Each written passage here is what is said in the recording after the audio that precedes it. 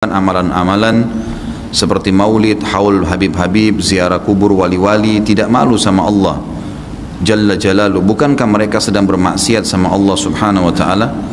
Ini semua dilakukan karena seseorang menganggap itu adalah perbuatan baik. Dan kebanyakan teman-teman kita ini, semoga Allah berikan hidayah, mereka menyangka mereka sedang mendekatkan diri kepada Allah Subhanahu wa ta'ala. Tapi itu namanya istikhraju al-ma'ani minan nusus. Maka haul itu sunnah, gitu loh. Kalau ada orang bilang hal itu nggak ada ajarannya, ya itu ngajinya kurang malam itu. Kopinya nggak dikasih kopi jahe sama Kiai Amir tuh. Atau sebelum hatam pulang. Nih santri Darul Islah nih, jangan keluar dari Darul Islah sebelum tamat. Saya punya Darrohman, nggak saya suruh pindah. Nah, saya nggak pernah mempengaruhi orang. Kamu kalau mau jadi orang yang berkah, satu pondok tuh tamat dulu. Karena boleh jadi kamu merasa nggak nyaman di Darul Islah, dengar orang lain begitu, nggak nyamanmu tuh karena belum hatam. Coba terusin. Ini penyakit orang ngaji separoh tuh begini sekarang. Nggak ada dalilnya. Nabi ngerjain apa enggak? Ayat Qur'annya baca.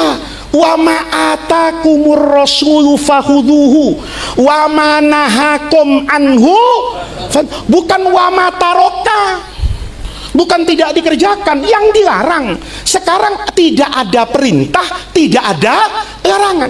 Kan nggak ada perintah mengadakan haul, nggak ada secara kamu nanti kalau mati ya if'alu al-haul, nggak ada hadisnya. Setahu saya, kalau ada yang bisa bawa ya kasih tahu sama saya. Kalau hadisnya bunyinya haul tuh kayak sallu kama ra'aitumuni usolli, nggak ada. Tapi jangan kamu peringatin haul juga nggak ada. Maka ini namanya tradisi. Tradisi ini dibangun dari agama.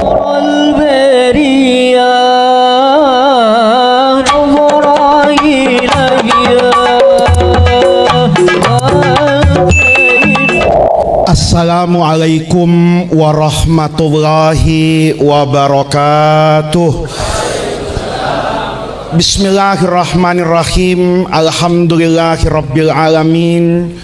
Wassalatu wassalamu ala asyrafil anbiya'i wal mursalin wa ala alihi wa sahbihi ajma'in, amma ba'du. Segenap para alim ulama, para habaib, para kiai yang saya muliakan, wabil khusus sahibul majlis, guru kita semua, pengasuh pondok pesantren Darul Islah Al-Mukarram Kiai Haji Amir Hamzah, bapak-bapak, ibu-ibu, hadirin hadirat sekalian yang saya muliakan. Malam hari ini seperti biasa, saya selalu menikmati kehadiran di majelis Darul Islah ini. Nuansanya dari luar sampai bacaannya itu menggoda pikiran saya. Saya membayangkan betapa hebatnya guru-guru kita membangun satu tradisi dan budaya, tetapi tradisi ini dibangun dengan nilai dan norma agama. Dulu waktu saya ngaji, guru saya itu bilang gini, nanti kalau kamu sudah ngaji, sudah belajar, merasa memiliki modal untuk memahami apa yang ada di dalam agama, maka tugasmu sebagai anak zaman itu kita dulu belajar an-nusus itu mutanahiyatun. Quran dengan hadis itu selesai dengan wafatnya Rasulullah. Tidak mungkin ada yang namanya mazid, tambahan. Tetapi yang namanya problematika kehidupan apapun itu ghairu mutanahiyatin. Dia tidak akan berhenti dengan zaman. Apa yang baik di masa lalu itu mungkin tertinggal di masa sekarang. Apa yang dulu modern, ya mirip kayak istri kita lah, ya. Istri kita itu malam pertama kan secantik-cantiknya perempuan.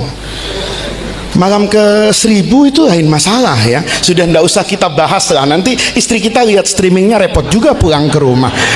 Tapi intinya persoalan tuh tidak ada habis. Maka kata guru saya dulu waktu saya ngaji, tugas ulama sepanjang zaman itu, Faiz, istikhrajul ma'ani minan nusus bifarti dhihni wa quwwatil qarihah.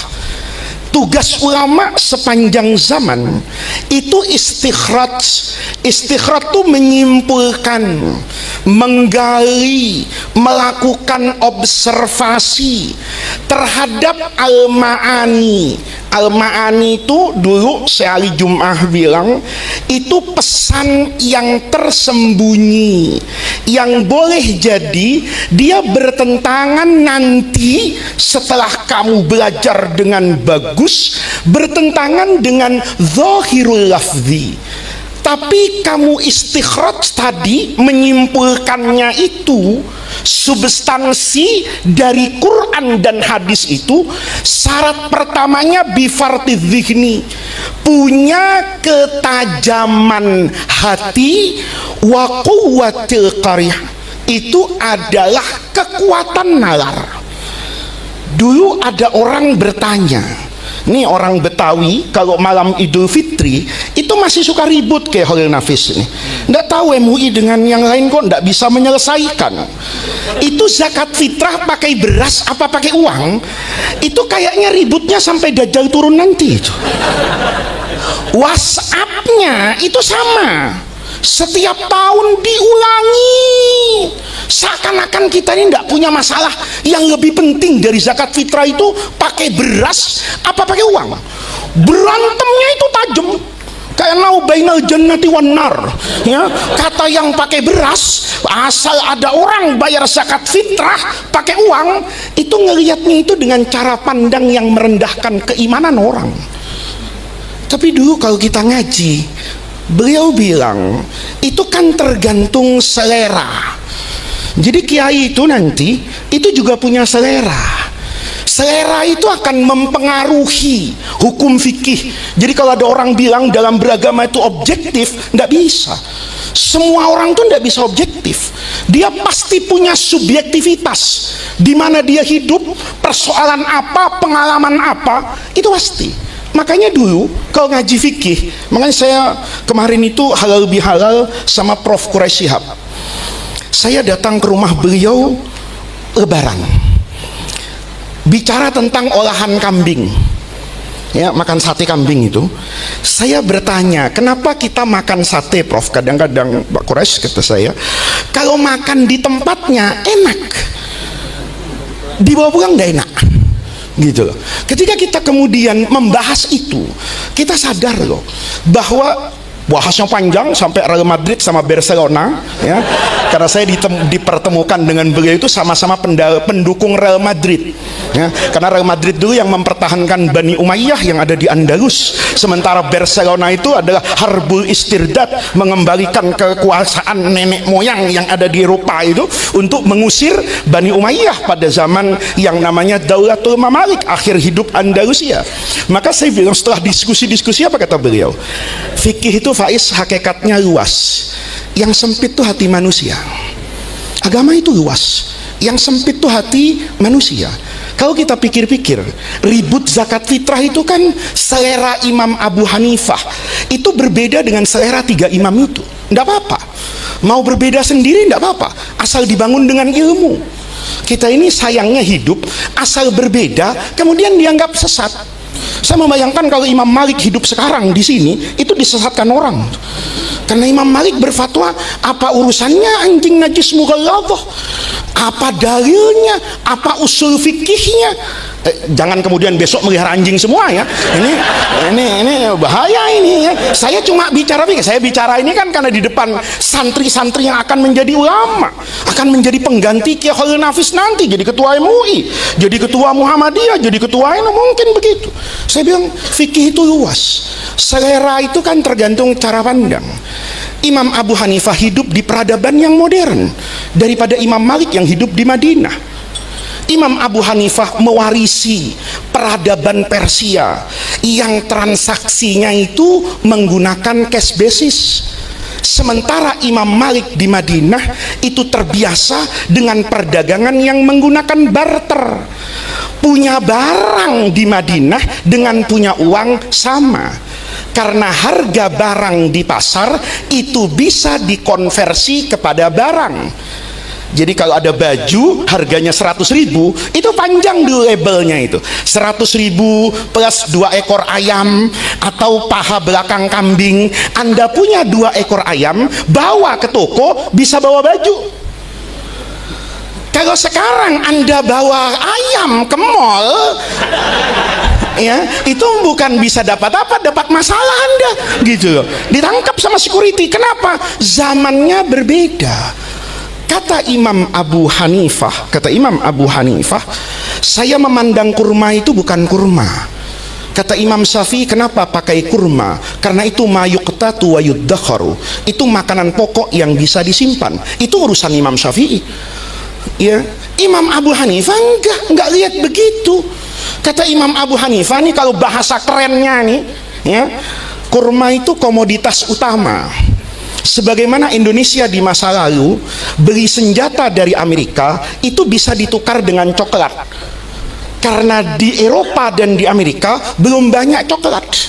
Dulu jahe itu komoditas yang luar biasa, karena dulu bangsa barat itu datang ke Indonesia itu urusan rempah-rempah. Karena rempah-rempah itulah mereka ingin menguasai Nusantara, sehingga pada masa itu yang namanya minyak itu bisa dijadikan alat negosiasi. Kenapa? Karena ini barang pokok. Anda bisa lihat yang namanya Fidel Castro itu punya daya tawar dagang luar biasa dengan Eropa dan Amerika. Itu cuma persoalan pisang. Kalau Anda macam-macam, saya tidak ngirim pisang, karena di sana pisang susah. Castro nggak bisa negosiasi sama kita karena pisang di Bogor banyak, gitu. Sederhana kan? Kata Imam Abu Hanifah, ini komoditas utama. Orang dibayar kurma, dia pegang kurma. Kata Imam Abu Hanifah di Madinah sama dengan pegang uang. Tapi di Baghdad nggak begitu. Kalau dia pegang kurma, dia butuh yang lain, maka kurmanya harus dijual, dan itu pasti di bawah harga pasar. Anda kalau jual beras fitrah, jangan. Ini kok pengalaman nggak enak betapa fukoroknya pengajian di sini. Nih kalau ada orang nih malam-malam, nasi beras banyak, sarung atlas nggak ada. Saya khawatir ada orang di rumahnya punya beras 1 karung, kepikir ini kalau ditukar sama BHS-nya Gus Faiz bisa enggak ini, kan gitu ya. Kan boleh jadi begitu. Selera di mana dia hidup itu mempengaruhi fuqaha. Itu yang namanya istikhrajul ma'ani minan nusus. Kata Imam Abu Hanifah, saya memahami kurma bukan kurma, lebih ekstrim lagi. Ini saya ajarin ilmu ekstrim sedikit. Saya memahami zakat kambing itu kambing, saya memahami zakat sapi itu sapi. Imam Abu Hanifah enggak. Ini jangan dibilang saya ngajarin liberalisme ya. Ini fartu dzihni wa quwwatul qarihah, ketajaman mata hati dan kekuatan nalar, bukan mempertanyakan agama. Kata Imam Abu Hanifah, saya kalau mikirin nisab zakat itu rada aneh. Nih dengerin baik-baik ya, pelan-pelan ngajinya malam ini ya. Jangan terus, wah Faiz kacau ngajinya itu. Ngaji di mana? Kayak Syukron nggak ngajarin begitu katanya. Saya suka ngomong begini dimenyapakan sama ayah saya. Saya bilang satu contoh Bi, saya bilang, saya kalau punya sapi 20 ekor, saya dianggap kaya sama agama, maka saya wajib mengeluarkan zakat 1 ekor sapi. Ukurannya berapa, umurnya itu urusan fuqaha lah. Kalau saya punya kambing, saya dianggap kaya sama agama, itu nunggu 40 ekor. Kalau bicara kayak gini, sami'na wa atokna. Tapi kalau dikonversi ke uang, bisa sami'na wa pikir-pikir loh. Ayo, pelan-pelan ngajinya. Ya, sapi itu 20 ekor. Kalau 1 ekor sekarang yang pantas dibuat kurban itu 40 juta, maka nilainya 800 juta. 40 kali 20. Kalau Anda punya sapi, dianggap kaya sama Allah. Kalau ukurannya konversi uang, nunggu sampai mendekati hampir 1 miliar loh. 800 juta. Uniknya, kalau Anda punya kambing, yang besar harganya 5 juta, Anda hanya 40 kali 5, 200 juta sudah dianggap apa ini? Kaya. Lihat, kalau kayak begini Pak, ini nanti bukan cuma ada mafia pajak nih, ada mafia zakat nanti. Loh iya Pak, ya, Pak, saya mau ngajak Bapak ngaji itu pelan-pelan. Kalau saya punya sapi 10, saya jual, seandainya dikonversi ke uang, nilainya itu 400 juta, tidak wajib zakat. Kan sapinya masih 10. Tapi kalau saya punya kambing 40, 200 juta, wajib zakat. Anda punya home 1 ausukin, keluarin zakat, yaumah hasodihi, tiap panen malah kayak kontrakan. Pelan-pelan ngajinya. Ya, jawabannya gimana? Itu episode yang selanjutnya. Ya, jangan tanya itu. Itu Imam Abu Hanifah mikir. Maka Imam Abu Hanifah tidak pernah menafsirkan sapi itu dengan sapi. Itu yang dikatakan takwil, sorful zahir an sorful lafzi an zahirihi. Dia katakan nanti bapak-bapak kalau baca fikihnya Imam Abu Hanifah tentang zakat didukung fuqara wal masakin, Pak.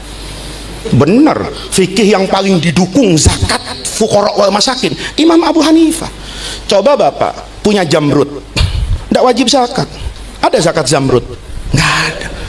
Ada zakat berlian? Nggak ada. Imam Abu Hanifah itu dengan ketajaman hati dan ketajaman logika itu bertanya saja sama Hamad bin Abi Sulaiman di Irak. Kata beliau, sapi dengan unta itu dalam banyak hukum sama. Bapak kurban sapi 1 kan untuk 7 orang, 1 unta 7 orang. Kalau kita ke Mekah haji tamattu sama-sama, motong 1 kambing boleh, motong 7 orang 1 unta atau 1 sapi boleh. Tapi uniknya zakat beda. Unta nisabnya asal punya 5 ekor, nih lihat Pak, harganya sama nih, 5 ekor itu wajib zakat, walaupun bukan unta, kambing zakatnya. Tapi 5 ekor unta kena zakat kambing. Kenapa 5 ekor sapi tidak kena zakat?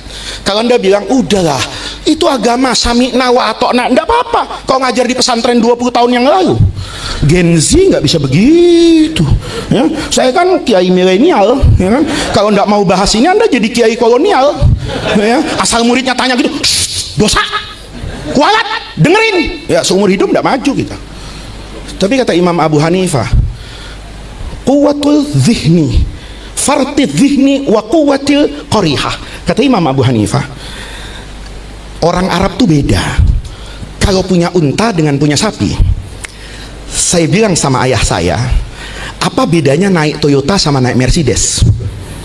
Sampainya sama, suspensinya mirip, tapi harganya beda. Saya kan dulu anak Senopati kayak Hul Nafis ya. Maaf ya, beda lah sama anak Mampang, beda. Rumah saya Lenghem itu sekarang ya kan, itu kampung saya Pak, SCBD itu ya.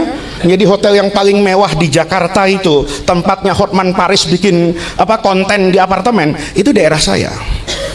Sekarang di situ konon kabarnya asal tanahnya sertifikat itu 150 juta sampai 200 juta harganya 1 meter.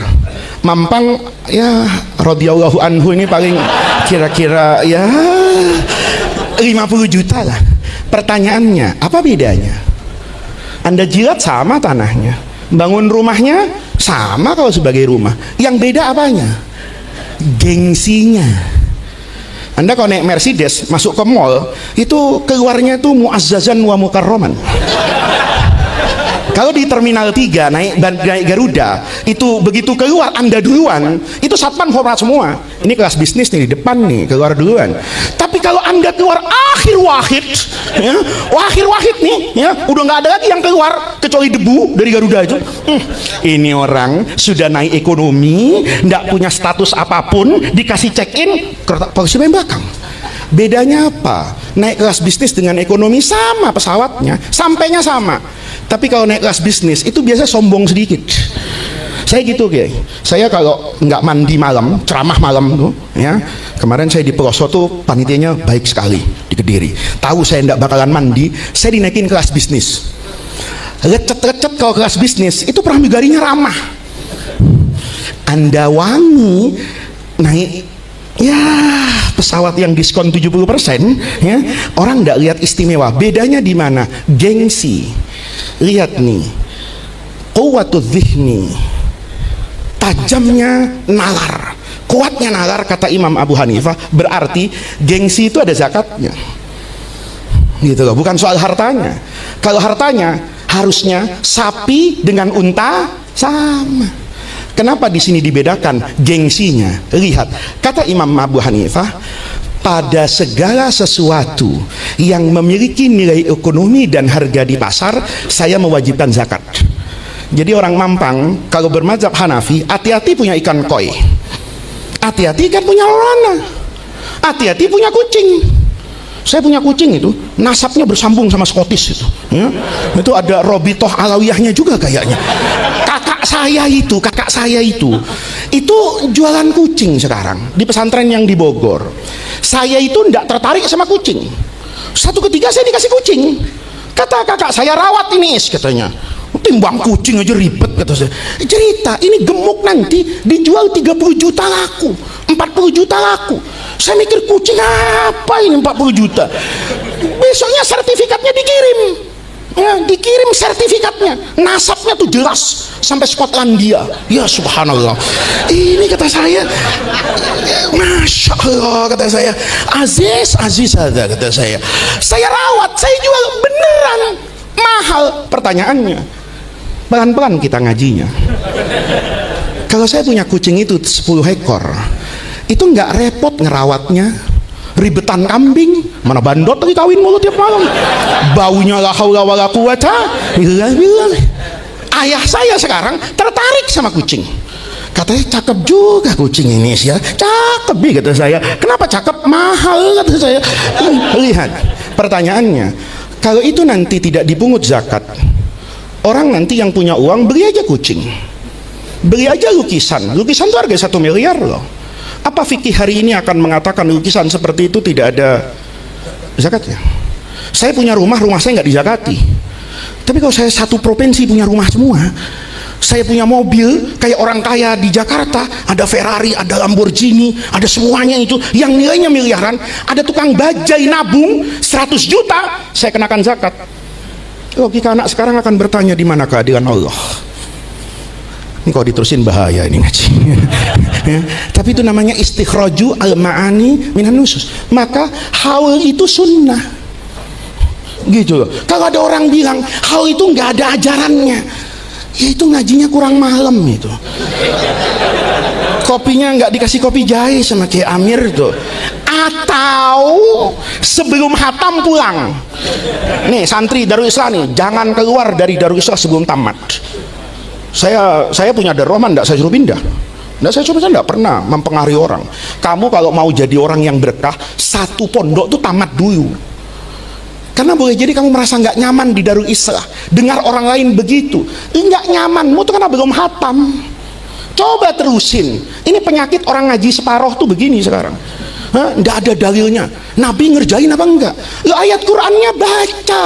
Wa ma'atakumur rasulu fahuduhu wa manahakum anhu, bukan wa mataroka, bukan tidak dikerjakan, yang dilarang. Sekarang tidak ada perintah, tidak ada larangan.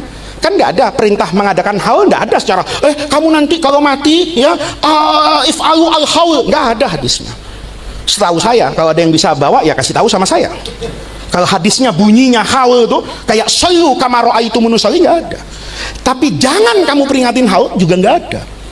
Maka ini namanya tradisi. Tradisi ini dibangun dari agama. Kenapa orang tua kita membuat tradisi gini? Karena orang tua kita ngaji. Ngaji apa? Sahih Muslim misalnya. Kata Ummul Mukminin Aisyah radhiyallahu anha, "Maghirtu ala ahadin min azwajin Nabi, maghirtu ala Khadijah, wa ma ra'aitu an." Padahal wa ma ra'aituha. Saya ini nggak pernah cemburu sama perempuan sebesar kecemburuan saya sama Ummul Mukminin Khadijah. Wa ma ra'aituha, padahal saya nggak pernah ketemu sama Khadijah. Khadijah nggak pernah salah sama saya, tapi saya keselnya luar biasa, kata Ummul Mukminin Aisyah. Kenapa? Karena Nabi itu karena yukthiru min dzikrah. Nabi itu pada setiap kesempatan nyebut Khadijah. Warubbama dzabahasat, motong kambing. Ya, jadi kalau haul nggak motong kambing itu kurang afdal kayaknya. Saya belum makan dari siang kayaknya. Wa rubbama dzabah syata, motong kambing. Wa yaqta'uha ajza'a, dipotong-potong gitu sama Nabi itu. Disuruh ngapain? Dibagi-bagi ke teman-temannya Khadijah. Terus orang bilang, ya kalau gitu haul bagi-bagi aja daging. Itu teknis om. Ya, agama tuh nggak ngurusin teknis, yang ngurusin teknis tuh KPU, tuh teknis, ya kan? Ya, camat, lurah itu teknis. UUD 45 nggak bicara teknis. UUD 45 berbicara norma. Kata agama, kalau kamu cinta orang, banyak-banyak sebutnya, manakibnya diajarin tadi. Dzabah syat, udah kiai. Udah, saya nggak pernah ragu kok sama Darul Islah ini, nggak pernah ya, tidak makomam mahmuda para ulama di sini ya. Makanan di sini tuh makomam mahmuda ya. Kadang-kadang warnanya sama tapi rasanya beda. Makanya saya tuh kalau sudah ditelepon Kiai Amir, alhamdulillah. Saya kalau beliau nelpon saya angkat, itu tandanya saya mau makan. Jadi kalau Kiai Amir tolong kalau nelpon saya pas lagi saya jam lapar, tanya Fadil kira-kira saya laparnya kapan gitu ya. Nah, kalau saya kenyang takutnya kenyang enggak gitu. Dzabahsyat. Ini kan sama Pak, teknisnya terjadi.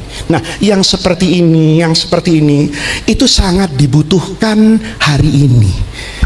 Yang ditunggu oleh masyarakat itu adalah inovasi kita dalam memberikan gambaran agama, sehingga agama itu seolah-olah dia berjalan dengan zaman. Kan ada tuh kiai ya, orang yang kadang-kadang nggak bisa memahami semangat zaman ya, termasuk pesantren. Kita harus tahu sebentar lagi berubah, dunia ini berubah. Saya tadi itu ke satu media besar, saya ditawarkan, kata mereka, Gus Faiz, kami bisa berkhidmat untuk apa? Untuk agama. Oh gampang kata saya, panggilin anak santri 10, sekolahin sekolah media. Karena dia tadi dengan artificial intelligence itu bisa membangun cerita tentang sejarah Nabi. Mukanya muka saya, suaranya jadi enak. Saya kalau ceramah enak Pak, tapi kalau suruh baca narasi ya nggak enak, serak-serak banjir, ya kan? Yang enak siapa? Ya pembaca berita. Saya tadi diajarin pakai handphone.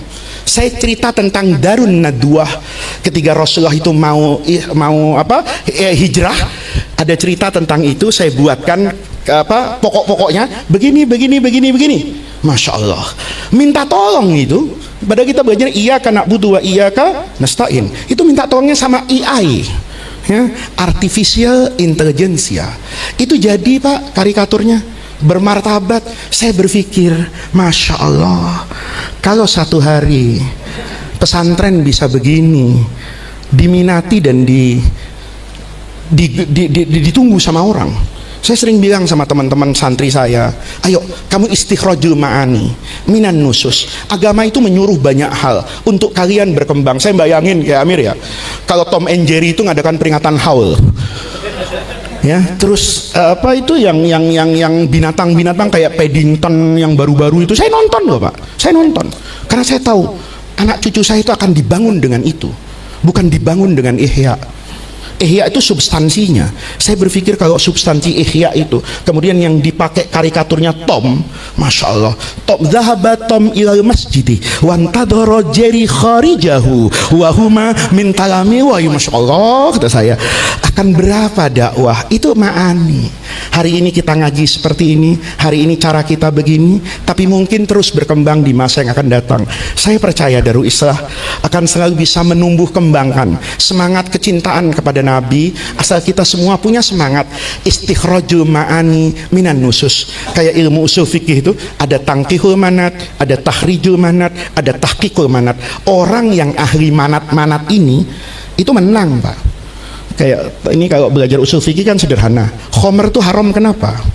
Mungkin karena benda cair, mungkin karena baunya, mungkin karena rasanya, mungkin karena warnanya, macam-macam itu. Tapi rasanya haram karena cairnya tidak mungkin. Air cair halal. Kalau karena bau, tauco sama terasi itu asyaddu haraman, lebih bau itu. Tapi ternyata halal. Berarti bau itu la yu'athir. Kata ilmu usul fikih ini bukan wasfun munasibun lil hukmi. Maka untuk yastambit dia harus cari al wasfu, sifat karakter munasib yang pas untuk kita tempelkan hukum. Keluarlah al-iskar dari banyak sifat memabukkan, tahrij. Sekarang ada whisky, sekarang ada narkoba, bendanya beda, rasanya beda, tapi tahqiqnya sama. Kalau kita bisa menumbuh kembangkan agama seperti itu, mudah-mudahan Kiai sudah cukup Kiai ya. Ini sesuai kontrak ya. Takutnya kalau ceramahnya sedikit, nampannya kasih yang kecil, saya nanti makan repot ini ya. Ini sudah mengeluarkan usul fikih, rasanya paha kambing ini akan datang ke depan Habib Hanif dan Habib Hud dan Kiai Khalil untuk kita semua makan. Terima kasih Kiai. Mudah-mudahan barokah para habaib, barokah para ulama yang senantiasa datang di Majlis Darul Islah. Majlis ini tetap menjadi manarot min manarotil ilmi, tetap menjadi ma'qalan min ma'akil bayan wal iman, menjadi lentera yang menerangi Jakarta. Allahumma ja'al jam'ana hadza jam'an marhuma wa tafarruqana min ba'dihi tafarruqan ma'suma. Wallahu muwaffiq ila aqwamit thariq.